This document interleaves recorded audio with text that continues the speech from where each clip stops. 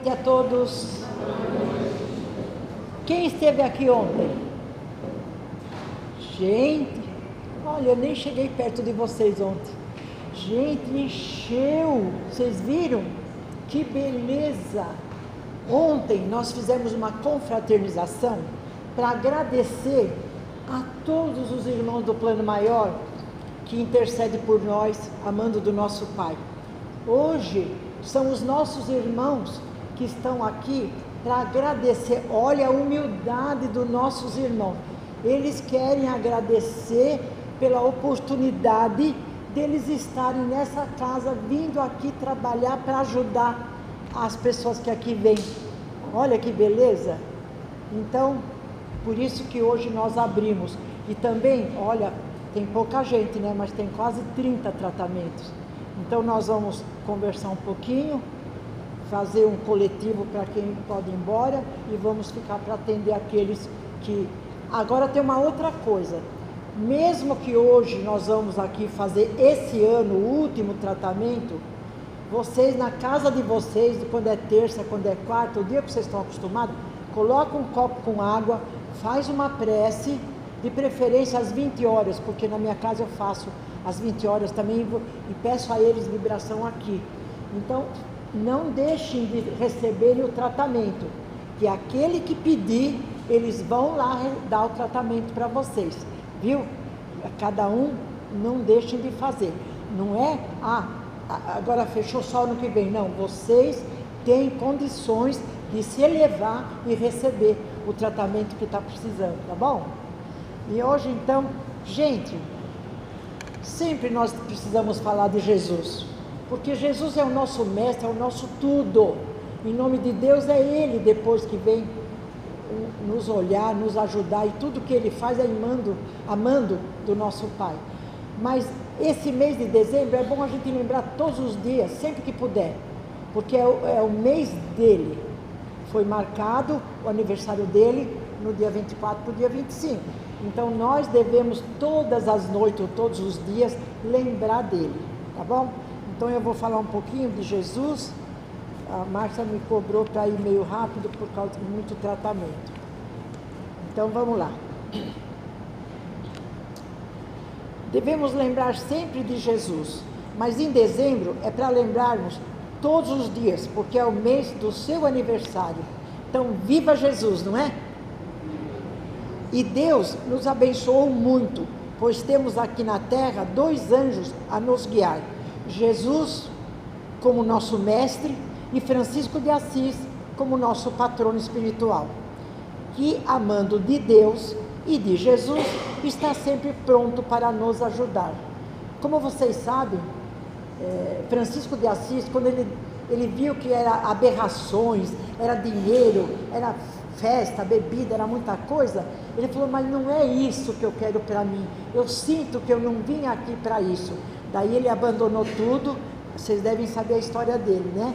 Ao ponto até de tirar a própria roupa de tudo que o pai tinha lhe dado, para ele poder seguir os passos de Jesus, para ele poder continuar os ensinamentos de Jesus. E foi isso que ele fez. Então Francisco de Assis, depois de Jesus, no meu conceito, depois de Jesus é ele, porque se vocês procurarem cada vez mais saber um pouco mais dele, vocês vão entender por que eu estou falando isso. E Jesus, mesmo sabendo da nossa falta de fé, da nossa falta de confiança, ele nunca deixa de atender aos nossos chamados. É porque a gente às vezes esquece, né? Mas na hora da dor de barriga, ai meu Deus, o que será que eu tenho? Ai Jesus, me ajude. Daí a gente lembra, né? Passa a dor de barriga, a gente já vai atrás de, eu quero isso, eu quero aquilo, eu gosto daquilo. Então nós ainda somos imperfeitos. Tanto é que estamos aqui no planeta Terra ainda. E saindo daqui, nós vamos num outro que é de expurgo também, que não é pesado como a Terra, mas é também um lugar de expiações e provas. E a sua presença, com sua beleza, a presença de Jesus, com sua beleza, com sua luz, ele irradia uma energia de amor que nos ajuda sempre a seguir em frente, aceitando tudo que nós não podemos mudar. Realmente, né? Eu trabalhei mais de 50 anos Quando eu fui indicada por Edgar Armon, que eu e mais outras pessoas deveríamos semear num outro lugar, eles começaram já a passar informação. E eu comecei a vir aqui em Piracicaba, depois de andar em Jundiaí, num monte de lugar, porque a gente sabia que tinha que sair de São Caetano a pedido dos nossos mentores. E eu, com a minha mediunidade, eu precisava fazer com que meu marido entendesse e buscar fazer aquilo que eles estavam pedindo. E eu tinha família aqui em Piracicaba, mas eu pensava, se o meu marido ficar trabalhando em São Paulo, se eu vou em Jundiaí dá para ir e vir, se eu vou não sei aonde dá para ir e vir. Até que aparece uma outra tia minha em espírito, que já tinha, em 75 ela já tinha desencarnado, e ela falou, não, Caramia, você vai em Piracicaba, porque eu aqui, quando estava na Terra, eu curava, benzendo, mas agora lá eu vou te ajudar e nós vamos levar uma equipe maravilhosa para te ajudar e você vai semear em Piracicaba. E com a graça do Pai, eu consegui vir aqui em 94, 6 meses nós ficamos fazendo reunião, ouvindo o que o mentor falava.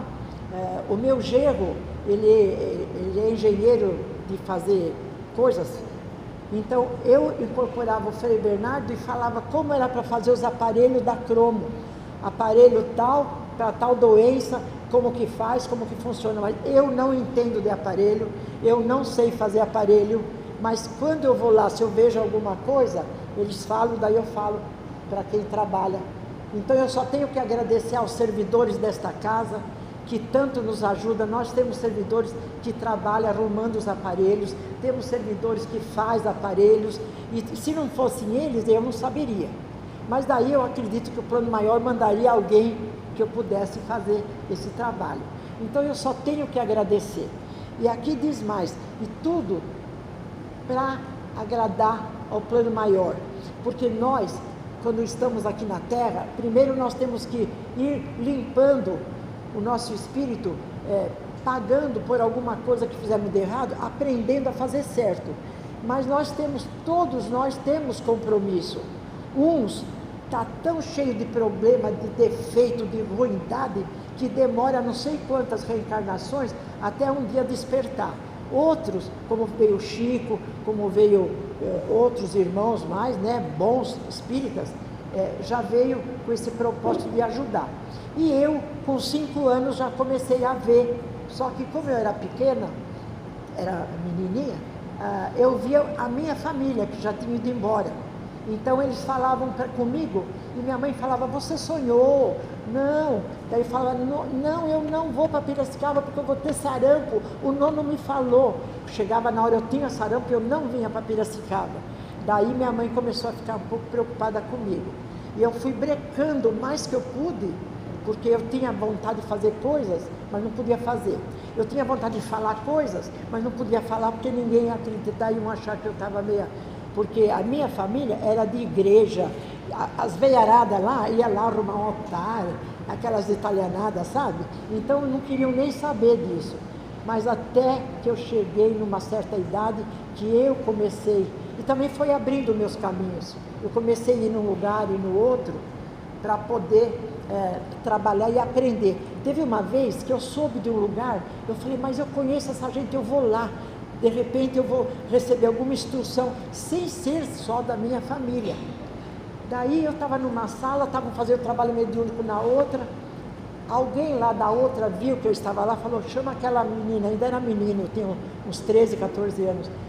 Quando eu fui lá, eu saí da onde eu estava e fui, daí eu fiquei conhecendo realmente o que era um trabalho mediúnico, o que era um outro mentor, assim, incorporando numa pessoa, falando comigo, e assim foi minha vida, até que eu cheguei no Irmã Clara, trabalhei 27 anos no Irmã Clara, e chegou uma hora que Edgar Armon chamou uma amiga minha, que foi para Betim, Neuza Dias, a Joana que foi para Guarujá, outra que foi para o Paraná, Sônia Pates, mais outras 2 ficaram lá mesmo no ABC, e eu era para procurar um lugar para semear. Daí foi quando essa tia, que era benzedeira quando era viva, falou, em Piracicaba, você tem sua família lá, e é lá que você vai. E foi aonde eu comecei a correr atrás de trabalhar e de chegar no ponto de ter 230 mil, que não foi fácil arrumar 230 mil aqui em Piracicaba. Era vender pastel na Governador, era fazer tudo quanto era evento, era fazer bingo, que naquela época o Chorilli, ele trabalhava no Cristóvão, então ele deixava a gente fazer bingo. Eu sei que eu consegui, eu sei junto com outras pessoas, que eu consegui 230 mil. Daí compramos esse terreno, que era desse tio que morava do lado, que já é falecido. E quando nós compramos esse terreno, o Chorilli, a Dora, que vocês conhecem, e mais não sei quem, não sei se era a Claudinei, acho que não era, acho que era a Dora, eu e o Chorilli. Vieram aqui ver, aprovaram, e foi daí que nós começamos a trabalhar. Pedro Roberto, vocês conhecem, meu palestrante, ele também nos ajudou bastante, fazendo a serragem, cobrando um preço bom. Chorilli ajudou muito, porque ele pôs a placa de arquiteto, de engenheiro, fez a planta, tomou conta dos pedreiros, e ele tem uma outra casa que ele cuida. Mas ele via a minha mediunidade, ele me conhecia, ele falava, eu vou ajudar você. E agora, para minha surpresa, há 2 semanas atrás, o Alex, quem conhece Alex? Palestrante, aquele que vem fazer palestra aqui. Ele foi na minha casa, fez perguntas para contar a minha história, porque diz que aqui em Piracicaba, eu, Neuza, que consegui vir de fora, trabalhar, correr, passei muito apuro, porque quem aqui da USE, quem não gostava de cromoterapia, não é que não gostava, não conhecia, não fazia questão de conhecer, começaram a encrencar comigo, a ponto de eu chegar e falar, olha, eu não vim aqui pedir, eu vim aqui falar para vocês que nós estamos abrindo uma casa de cromoterapia. Tudo que é parte espiritual tem, mas tem algo a mais, que é uma complementação das leis naturais criadas por Deus, que é as energias da natureza, das árvores, das flores, das plantas.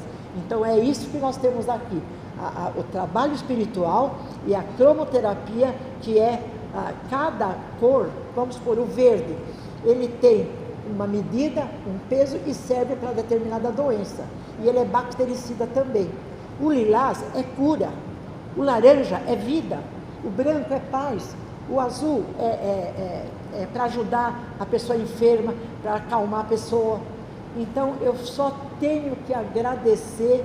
E hoje eles, olha, quem sente, quem percebe, eles é que querem agradecer por estarem trabalhando aqui na terra, nessa nossa casa. E ontem fizemos muita festa para eles, porque foi demais de bom esse ano, com toda a pandemia, com toda a situação difícil, né?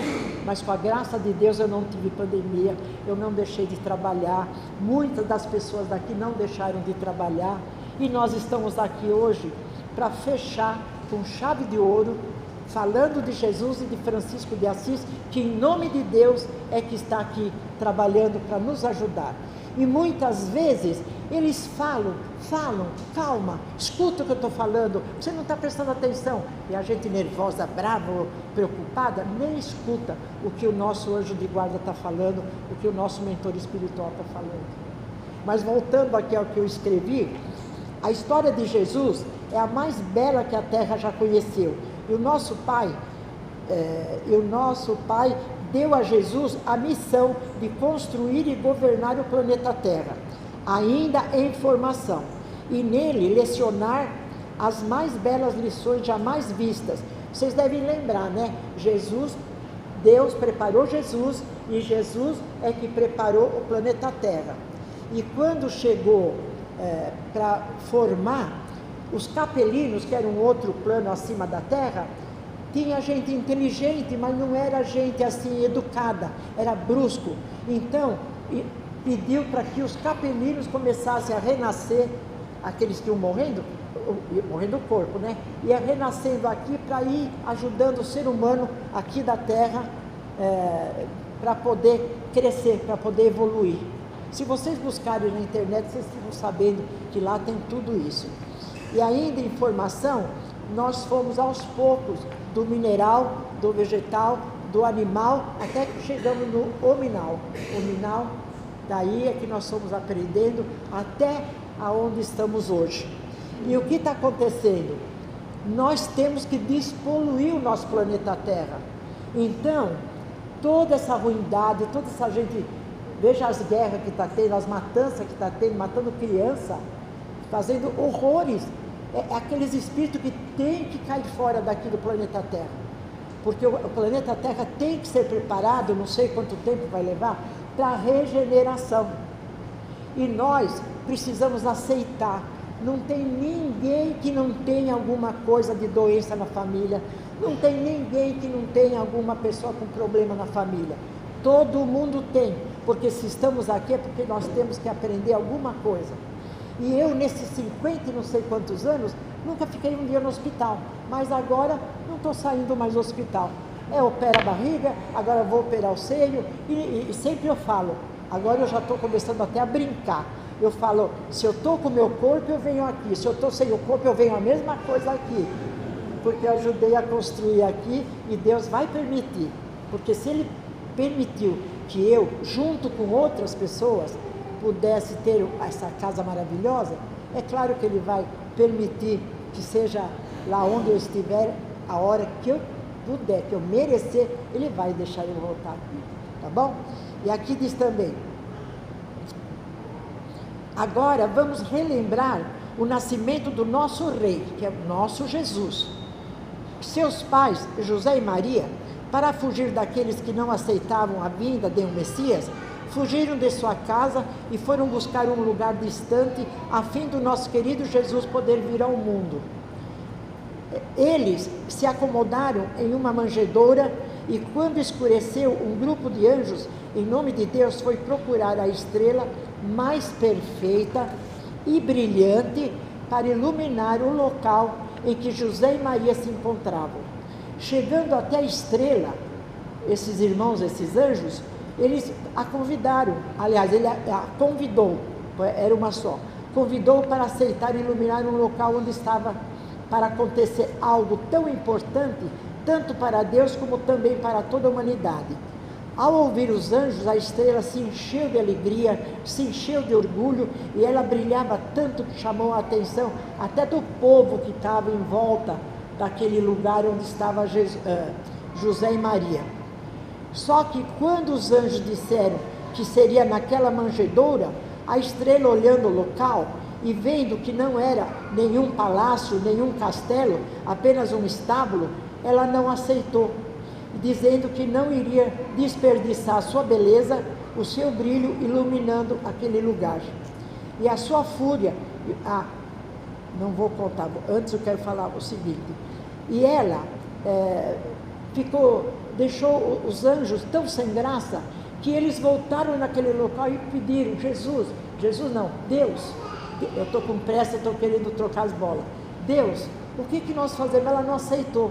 Daí eles ouviram uma voz falando, então busca a mais alegrinha, a mais assim humilde, para poder vir iluminar o local que agora está ainda muito escuro. O que aconteceu? Eles foram, encontraram uma pobrezinha, uma bem simplesinha, e ela aceitou. E aquilo ficou tão alegre, porque ficou uma luz, um clarão, que mais pessoas foram atraídas para aquele lugar aonde Jesus iria nascer. Acho até que vocês já ouviram falar, foi até três irmãos, Belchior, Gaspar e não sei mais quem, Baltazar, foi lá também. Daí foi uma festa o nascimento de Jesus, e aquela estrela que não quis, ela foi esquentando tanto, porque ela foi embora, não quis saber, que ela mesma acabou se queimando e se destruiu, porque ela não teve humildade. É o que eu falo, você pode ser tudo, você pode ser um tremendo de um doutor, você pode ser lá o que for, mas se não tiver humildade, se não tiver caridade, ainda você não é nada. E foi o que aconteceu. Então Jesus depois cresceu, muitos presentes José e Maria ganhou, Jesus ganhou, ele foi crescendo num convívio tão bom, mesmo que muitos não queriam saber da vida de Messias, que era o Jesus. Mesmo assim, teve sempre uma parte que não queria saber, outra parte que aceitava Jesus. E ele foi crescendo, pregando, ajudando, tratando, curando, e nós conhecemos já quem foi e o que o Jesus faz para nós. E aqui, para poder lembrar um pouquinho, Francisco de Assis, ele veio em berço rico, mas quando ele renunciou a tudo e quis seguir Jesus, ele se livrou até das roupas que ele tinha, que era roupa chique, e foi trabalhar para Jesus. Por quê? Porque ele aceitou Jesus a ponto de ele entender Jesus quando Jesus queria falar com ele, e eles se interagiram entre os dois. Um pedia para o outro determinada coisa e o outro ia e fazia. E por que aconteceu tudo isso? Eu vou ler agora só para vocês terem. Aliás, eu acho que muita gente até tem entendimento, mas como hoje é dia de homenagear, homenageamos Jesus, vamos homenagear também Francisco de Assis, que é o nosso patrono, né? Aqui diz assim: Francisco de Assis viveu a mensagem do Evangelho de modo a consolidar a palavra amor, fazendo-se sair da teoria e avançar para a prática no dia a dia. Não há jeito na terra de pensar e escrever sobre a caridade sem lembrar do homem da Umbria, que é Francisco de Assis. Todos os caminhos por onde passou falam dele. Deixou impregnado no tempo e no espaço, nas coisas e na própria natureza, algo de divino que somente o tempo poderá revelar no futuro, para a grandeza da fé. Não se pode lembrar dos ancenianos sem encontrar a figura extraordinária de Francisco. Não se pode falar de assistência social sem que ele esteja no meio. Não se pode referir ao amor sem a sua benfeitoria e sem a sua irradiação. O Cristo operava no mundo pelas mãos angélicas desse anjo de Deus, confortando os doentes, curando os enfermos, instruindo os ignorantes, fartando os famintos e vestindo os nus. Francisco dava sem receber e recebia distribuindo. Amava sem exigências e, quando ofendido, amava o ofensor. Abençoava a todos e, quando apedrejado, servia mais ainda. Aqui não, aqui a gente logo corre e vai matar o outro, né? Ele não, ele perdoava e falava: que bom que eu não fiz isso, ajude meu pai para que ele pare de fazer essas coisas. Olha a bondade que era Francisco, né? Falava sem ferir e, quando ferido, compreendia o revoltado, nunca se indignava, e quando ficava meio na revolta, cravava em favor de todos. Ele mesmo pedia perdão a Deus por não ter entendido direito determinada coisa. Tinha como base da felicidade a alegria. Quando encontrava tristeza, alegrava-se mais ainda. Ele brincava e distraía as pessoas, principalmente naquele tempo que tinha muita lepra. Ele procurava distrair, pensar em outras coisas, cantava. Tinha um amigo que tinha violão, para poder alegrar a vida daquelas criaturinhas. Aqui diz também: quando encontrava tristeza, alegrava-se mais ainda, não falava em doença. Quando encontrava enfermo, enfatizava a saúde, sem esquecer a fé. Então veja bem, por que eu estou falando de Francisco? Porque a nossa casa, ele é o nosso patrono. Eu trabalhei 29 anos no Irmã Clara, prima Chiara, o nome dela, prima de Francisco. Então, quando eu vim abrir aqui, eu pedi permissão para abrir com o nome de Francisco. E sabe por quê? Porque Francisco de Assis venceu a morte, porque venceu as imperfeições. Lutou contra os instintos inferiores e alcançou a vitória sobre os inimigos internos. Consolidou os dons espirituais no coração e irradiou o bem em todas as direções. Ele foi bom, ele foi justo, foi honesto, foi feliz, foi trabalhador, foi irmão, foi perdão, foi manso, foi enérgico, foi compreensivo, foi caridoso, foi carinhoso, foi pai, foi tolerante, foi humilde, foi pastor, foi santo, foi místico, foi homem, foi anjo, porque cultivou um jardim de virtudes dentro do coração, na presença do Cristo e na lavoura de nosso Pai, de Deus. Eu queria passar isso para vocês, e também agradecimento a Deus, a Jesus e a Francisco, por eu ter conseguido, junto com, porque ninguém faz nada sozinho, eu jamais faria alguma coisa sozinha, mas junto com todas as pessoas que entenderam o meu propósito, nós estamos hoje aqui, no mês de, hoje é dia 13 de dezembro de 2023, então eu só digo para vocês o seguinte: viva Jesus e viva Francisco de Assis! Que Ele nos abençoe, que Ele possa nos ouvir, mais ainda, que a gente possa parar e ouvir a Jesus e a Francisco de Assis. Obrigado, era o que eu queria passar para vocês.